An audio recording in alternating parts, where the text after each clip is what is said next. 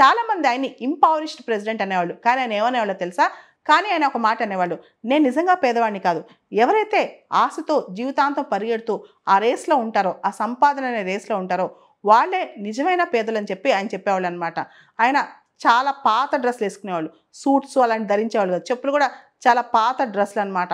అంతేకాదు ఎవరైతే కామన్ వర్కర్స్‌తో ఆయన కూర్చొని రెస్టారెంట్స్‌లో కామన్ పీపుల్‌తో కూర్చొని లంచ్ చేసేవాళ్ళనమాట. ఆయన సేమ్ సెక్స్ మ్యారేజెస్‌ని లీగలైజ్ చేశారు. అబార్షన్‌ని లీగలైజ్ చేశారనమాట.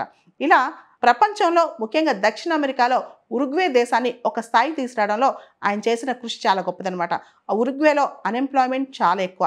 పేదరికం చాలా ఉంటుంది. అయినా కానీ ఇవన్నీ దాటేసి ఉరుగ్వేని ఒక స్థాయిలో ముఖ్యంగా అక్కడ ఇన్కమ్స్ పెంచడం కోసం, పేదరికాన్ని తగ్గించడం కోసం, అక్కడ ప్రజాస్వామ్యాన్ని పెంపొందించడం కోసం ఆయన చేసిన కృషి ఎనదగింది. ఆయన క్యాపిటలిజంకి వ్యతిరేకం అనమాట. దాంతోపాటు ఆయన్ని ఫిలాసఫర్ ప్రెసిడెంట్ అని కూడా పిలుస్తుంటారు. ఆయన్ని ఫిలాసఫర్ కింగ్ అని కూడా కొనియాడుతుంటారు.